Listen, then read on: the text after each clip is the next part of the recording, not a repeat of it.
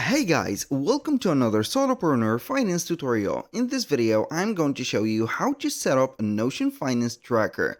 So it is going to be very easy and very simple. We're going to head over notion.com or .so, and then we are going to have our account or the space that we run. So either you are going to run a private or a team space, it is going to be the same. So you're going to add the template to one of them. Now, basically how we can create a finance tracker. It is going to be the same process as we have created a budget tracker, but we are going to try in here the different methods that will work on. So we are going to start by adding, for example, for the private one, I'm going to have my private space, I'm going to add a page, and we're going to build it with AI. If you're going to find here the templates, it is not going to show you all the templates that are related to the finance, but you can go ahead and type in here. I'm going to click on Build with AI, Finance Tracker, like we have did on the budget tracker. We're going to launch the prompt to the AI. It is going to create a database, add properties, add views, and also, or finally, add pages. Basically, it is going to set up the expenses, analysis, categories, and etc. And everything is going to be created only with just one click. It is going to be the most simplest one that you can find. As you can see here, we have the transactions, the monthly overview, the categories, and etc. So we have the transactions, the date, the amount, the category, the type, and here we have it.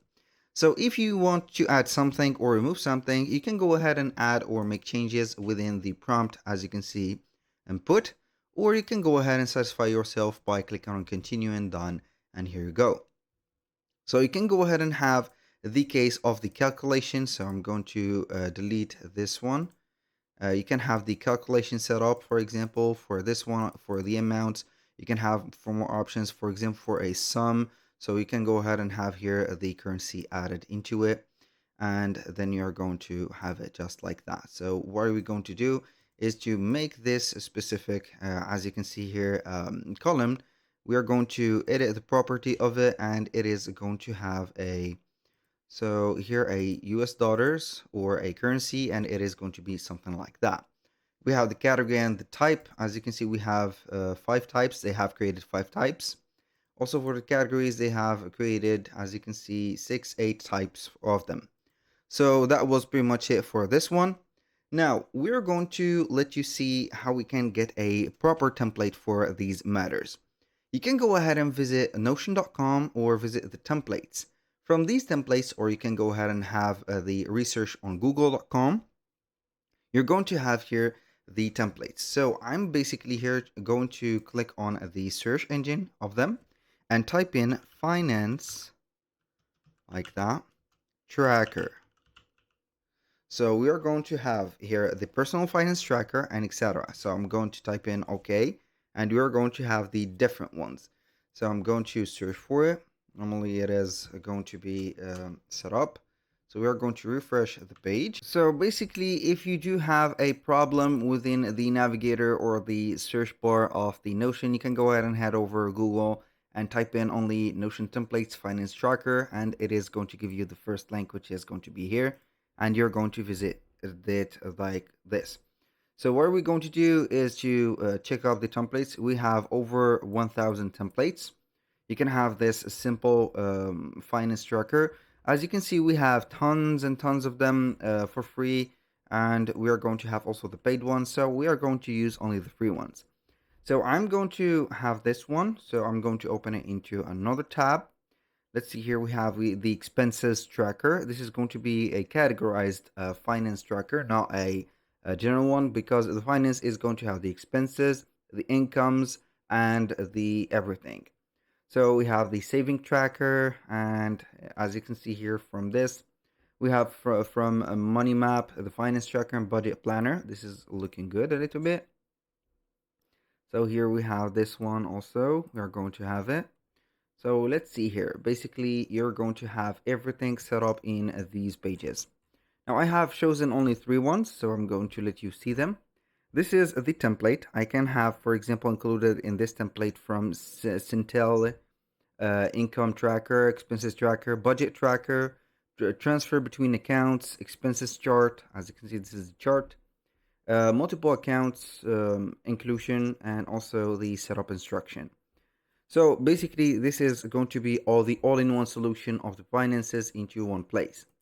Now, moving on to this one, Money Map from Hive. We're going to have it like that.